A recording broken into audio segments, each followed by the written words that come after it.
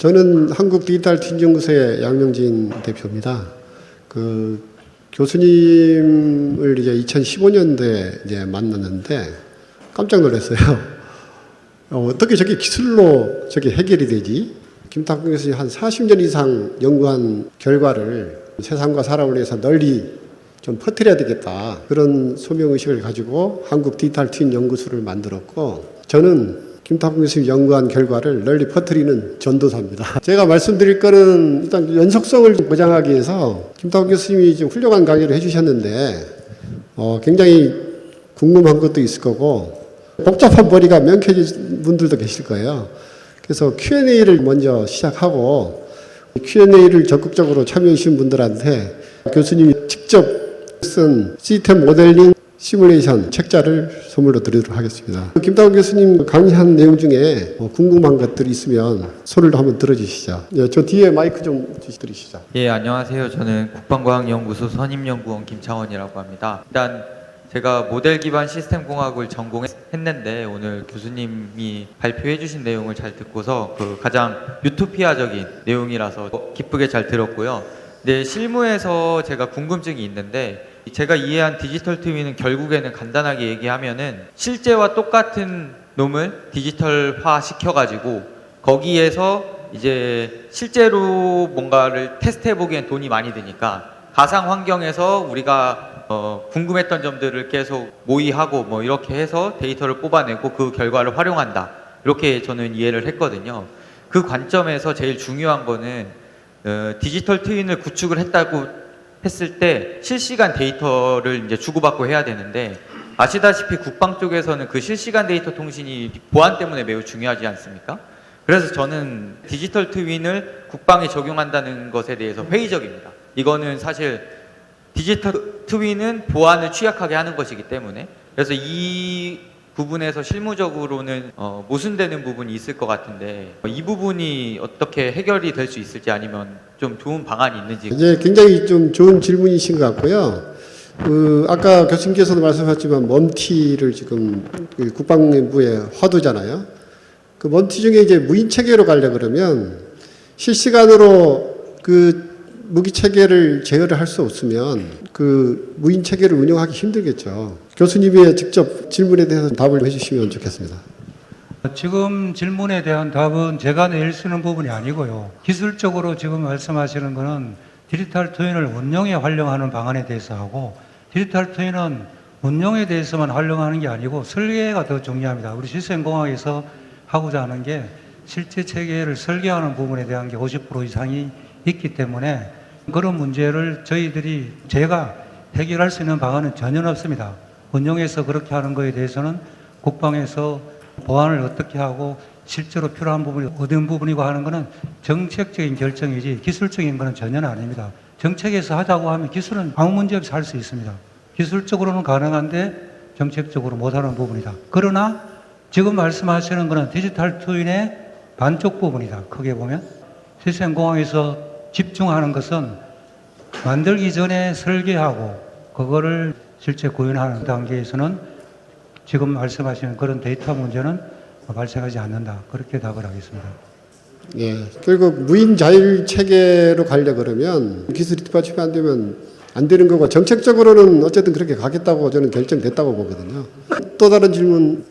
예, 안녕하십니까. 해군 전평단 수상기술과장입니다.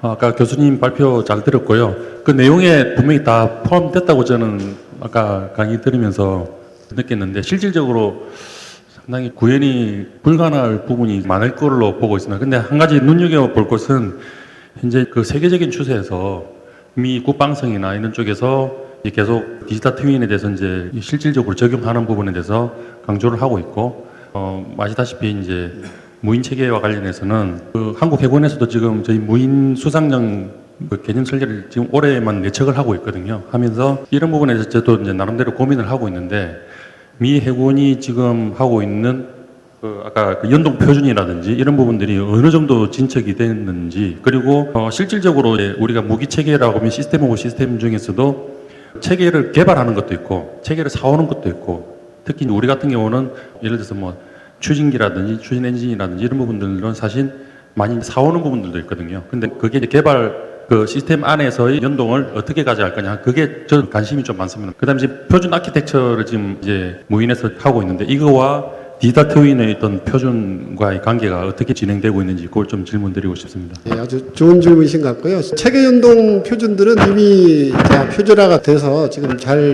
지금 활용되고 있고요. 디지털 트윈에 대한 표준은 아직 좀 정립이 덜 돼 있는 상태인데 김탁균 교수님께 직접 한번 들어보도록 하겠습니다. 표준 아키텍처를 뭘 의미하시는지 모르지만 이제 우리가 국방 체계에서 재사용성이나 조립 가능성 이런 것 때문에 모사 아키텍처를 많이 사용하고요. 그 아키텍처를 가지고 디스크립션 해가지고 만드는 모델이 시스템L로 만들어진 모델입니다. 그런 걸 가지고 분석하기 위해서 아까 제가 뒤에 변환하는 그런 도구를 가지고 분석하고 하는 것들은 할 수가 있는데 표준이라고 했을 때 디지털 트윈에 대한 표준은 지금 없습니다. 국내에 표준이 없고요. 단지 어떤 표준이 있냐면 디지털 트윈 포 매뉴팩처링 그런 것들은 뭘 하는 거냐면 디지털 트윈 만드는 기술이 아니고 매뉴팩처링을 위해서 디지털 트윈이 어떤 식으로 된다는 그런 이야기지 디지털 트윈에 대한 표준은 아닙니다. 만약에 국방 쪽에 그런 거를 장기적으로 한다고 하면 디지털 트윈 개발 로드맵 속에서 디지털 트윈 만드는 거에 대한 표준도 있어야 되고 무기체계 개발하는 거에 대해서 디지털 활용하는 표준도 있어야 되고 나와 있는 무기체계에 대해서 데이터 수집해서 할 수 있는 그런 것도 표준이 돼가지고 전체적으로 다 공통 표준을 가지고 하게 되면 굉장히 효율적이겠지만 지금은 이런 기술들이 아직까지도 성숙된 단계도 아니기 때문에 표준을 가지고 할 수 있는 조금은 이르다고 생각이 됩니다. 예, 감사합니다. 중요한 포인트만 제가 몇 개 말씀을 드리도록 하겠습니다. 제가 제일 많이 듣는 얘기가 이 얘기입니다. 제가 지금 교수님께 드리고 싶은 질문인데요. 이론과 현실이 다르다. 제가 이 사업을 시작할 때도 많은 MLS 전문가들한테 이제 물어봤어요. 이론은 좋은데, 실제로 사업은 안 될 거야. 이런 얘기를 많이 들었거든요. 또 저희 내부에서도 이론과 현실이 다르다 그래요. 지금 교수님 아까 강의한 내용을 들어보면 국방혁신 그냥 됩니다.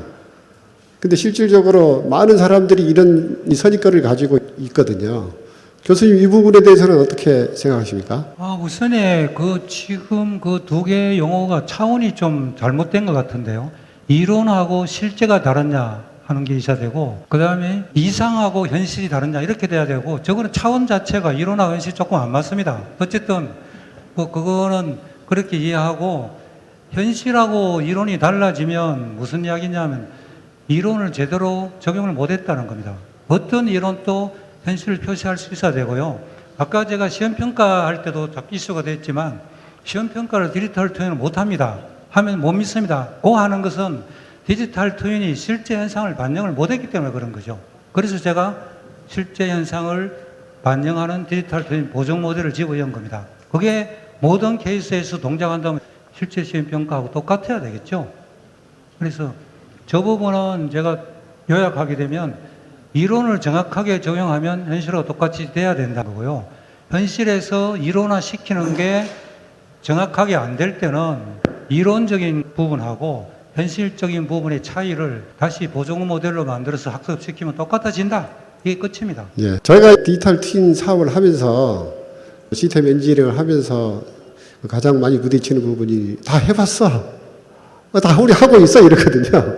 근데 이 이론을 정확히 모르고 적용하다 보니까 사업 관리나 국방에 많이 적용하면서도 실질적인 효과를 못 얻고 있더라고요. 그래서 시스템 엔지니어링과 디지털 트윈에 대한 전문가 양성이 굉장히 시급하다고 생각합니다. 제가 Q&A 하면 답이 없을까봐 제가 몇 가지 이렇게 질문을 준비를 했었습니다. 질문을 한번 보시고 여러분 답을 한번 맞춰보세요. 문제가 뭔지 모르고 문제를 풀려고 하는 사람들이 대부분입니다. 그리고 에디슨이 얘기했죠. 99%의 노력과 1%의 영감을 가지면 성공한다고. 성공 못합니다. 성공의 의미는 목적하는 바를 이름이거든요. 목적 없이 성공할 수 없고 최적화도 많은 쓰는 용어인데 최적화의 전제 조건은 목적하고 제약 조건입니다. 여기 없이 최적화할 수 없고 요즘 AI가 이제 대세인데요. 데이터 과학 기반의 AI는 인과관계를 설명을 못합니다. 인과관계를 모르는데 그거를 가지고 의사결정을 할 수가 있겠습니까? 그리고 데이터가 없는 거 새로운 거 만들려면 AI 못 쓰죠. 그리고 우리가 과거의 데이터를 학습하면 미래가 잘 보이겠습니까? 미래는 과거하고는 전혀 다른 현상들이 많이 벌어지죠. 제가 이 사업을 하면서 많이 느낀 건데 제가 진짜 모르고요. 첫 질문이 Y는 fx에서 x가 Y의 원인인가라는 질문을 교수님께 받았는데 답을 못 하겠더라고요. 저거는 인과관계도 있지만 상관관계도 있습니다. 그래서 저걸 함수 공부하고 방정식 공부하면서 많이 알게 됐는데 신기한 거는 알면 알수록 모르는 게 더 많아지더라고요. 그리고 모든 문제들을 수학 방정식으로 정의할 수 있는가? 정의할 수 있습니다. 수학 방정식으로 정의하는 이유는 문제를 간단 명료하게 정의하고 완전성을 확보할 수 있고 검증 가능하고 일반성을 확보하기 위한 겁니다. 수학을 저는 그냥 시험 치려고 공부했었는데 이 사업을 하면서 교수님께 이걸 배워가지고 모든 제 일상을 저렇게 수학 방정식으로 모델을 해봅니다. 되게 재미있습니다. 요거는 조금 더 구체적으로 질문 사항들을 준비를 했었는데요. 요거는 교수님께 질문을 드려야 될 것 같아요. 군에서도 MLS나 체계공학을 적용하고 있는데 효과가 잘 안 나고 MLS 무용론가 제기된다는 얘기를 들었는데 저 부분은 왜 저런 현상이 일어납니까? 교수님 말씀 좀 해주십시오. 아니, 나는 군의 관계자도 아닌데 저한테 물으면 답이 안 나오죠. 군에서 계시는 분들이나 군에 오래 계신 분들이 저게 대해서 알지. 저는 사회로 말하면 도덕교과서를 쓰는 사람입니다. 근데 세상은 도덕교과서대로 안 움직이잖아요. 그게 어떻게 안 움직이는지 저는 잘 몰라요. 저는 100% 문제가 안 나는 그런 도덕교과서를 가지고 이야기하니까 그대로 안 되는 거가 어떻게 안 되냐는 전혀 저는 알 수가 없습니다. 공자 말씀입니다. 아는 것이 힘이 되기도 하고 병이 되기도 하죠. 제대로 알면 힘이 되고 어설프게 알면 병이 됩니다. 체계공학이나 MLS, 디지털 트윈을 어설프게 알아서 그게 병이 되고 있는 것 같습니다. 차라리 모르는 게 약이죠. 군대에서 많이 쓰는 얘기죠. 안 되면 되게 하라. 안 되면 될 때까지 하라. 어떻게 보면 무식한 일이죠. 전투 상황에서 목숨을 걸고 하는 그런 불굴의 정신은 필요하지만 우리가 국방의 AI 과학기술 공헌을 지금 목표로 지금 국방 혁신을 하고 있기 때문에 우리가 아는 게 뭐고 모르는 게를 뭔지 알고 그거를 수학 방정식으로 모델링 해서 MBSE를 하면 복잡하고 어려운 문제를 쉽게 풀 수 있습니다. 그러려면 배우고 계속 질문하고 소통하고 협력하는 게 필요하다고 생각합니다. 사람마다 다 다른 관점으로 얘기를 하죠. 이게 현실입니다. 똑같은 거를 보고 서로 틀리다고 얘기합니다. 이렇게 얘기하니까 어그리하네요. 우리가 패스트 팔로우에서 퍼스트 무버로 간다. 그래서 혁신한다 얘기를 하지만 다 조직 차원에서는 혁신하자 하는데 실제로 개별적 사람들한테 물어보면 아무도 변화 안 할 겁니다. 이게 현실입니다. 누가 키맨입니까? 전부 다 키맨만 하려고 실제로 액션을 하는 사람은 별로 없습니다. 항상 이게 어렵다 그러죠. 제가 제일 많이 듣는 얘기 어렵다 그래요. 근데 문제가 뭔지도 어렵다는 걸 어떻게 알지 저는 상당히 궁금하거든요. 알면 쉽고 모르면 어렵고 힘들죠. 쉽게 하려다가 어려워지기 때문에 우리가 쉬운 일은 누구나 하기 때문에 우리가 가치 있는 일을 하려면 어렵더라도 우리가 공부를 하고 제대로 좀 문제를 정의해서 하면 좋겠다는 생각을 하고 있고요. 걱정 많이 하죠. 근데 걱정을 해서 걱정이 없어지면 걱정이 없겠죠. 이게 터키 속담이가 그렇더라고요. 그래서 질문과 문제를 정확히 정의하는 게 필요하다고 생각하고요. 항상 보면 우리 기대했던 모습과 현실은 다릅니다. 아까 이론과 현실이 다른 게 아니라 이상과 현실이 다르죠. 그 이상과 현실의 차이가 저는 곧 문제라고 생각합니다. 그 갭을 정확하게 정의하면 문제를 쉽게 해결할 수 있다고 생각합니다. 그 4차 산업혁명의 핵심 기술이죠. 세계 기술. 초연결, 초지능, 초실감. 이거 가지고 4차 산업을 한다는데 혁신을 한다 그러는데 실제로 보면 복잡도가 지수함수적으로 증가해요. 그리고 정보와 지식이 넘쳐나고 그게 진짜와 가짜인지도 알 수가 없고 다 연결이 돼서 순식간에 막 확산이 돼요. 그러다 보니까 내 행동이 어떻게 영향을 미칠지 알 수가 없는 그런 세상이 지금 되어가고 있는 것 같습니다. 그래서 하이파 북커 시대라고 얘기를 하고 있고요. 잘못하다가 우리가 환상에 빠지는, 제가 최근에 서태지 아이들이 얼마나 뛰어난 음악가인지 알게 됐어요. 그 환상 속에 그대라는 노래가 있는데 그걸 보면은 굉장히 느낄 수 있거든요. 그래서 우리가 기술로 어떤 문제를 해결할 게, 목적을 할 게 아니고 목적을 정해놓고 필요한 기술을 활용해야 된다고 생각하고, 우리가 전도 몽상에 빠지고 있지 않는지 한번 좀 돌아볼 필요 있고요. 디지털 튕겨 시스템 공학은 자연과학, 자연 문제죠. 사회과학, 사회 문제죠. 혼자 살 수 없습니다. 협력을 통해 가지고 문제를 해결하는 아주 좋은 방법이라고 생각합니다.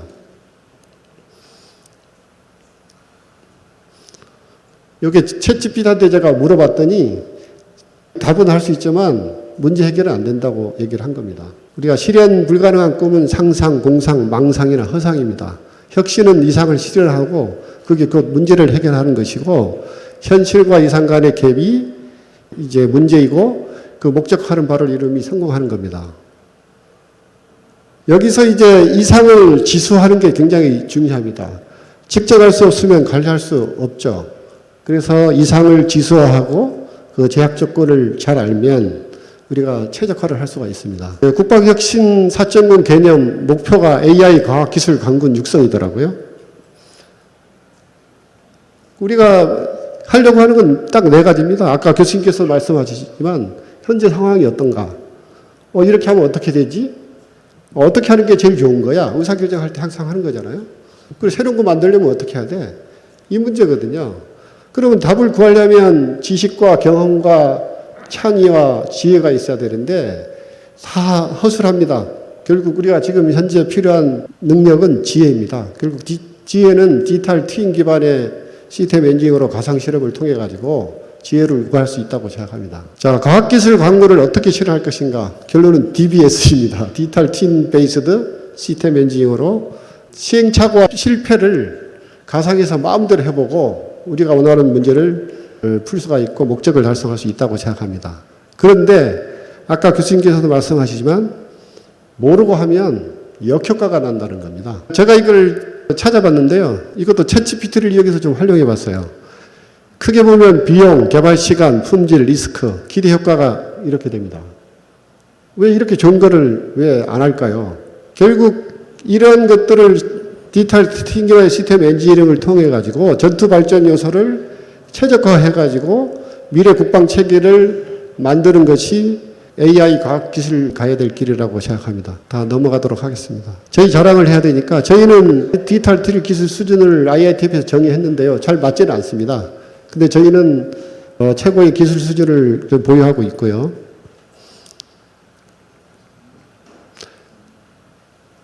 제가 국방 쪽을 보면서 느끼는 것은 이 그림을 한번 보십시오.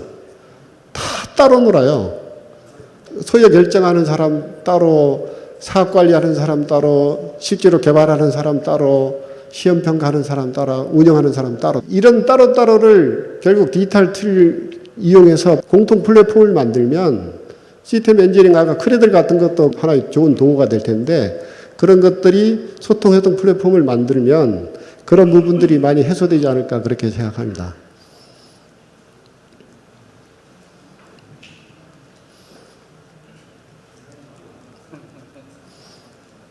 마지막 제안으로 끝내겠습니다. 디지털 트윈 베이스 시스템 엔지니어링 교육을 확대하고 이 활력을 생활하는 게 좀 필요하다고 보고요. 디지털 트윈 플랫폼 구축 및 협업 체계가 활성화가 좀 필요하고 무기 체계 DBS 적용 효과를 검증할 수 있는 시범 사업이 추진이 필요하고 데이터 및 디지털 트윈을 축적하고 자산화해서 공동 활용할 수 있는 걸 필요하고 무기 체계 전체 수명 주기뿐만 아니라 소요 확정이라든지 운영 유지까지 확산을 해서 국방 혁신이 잘 이루어지면 좋겠습니다. 제가 준비한 건 여기까지입니다. 감사합니다.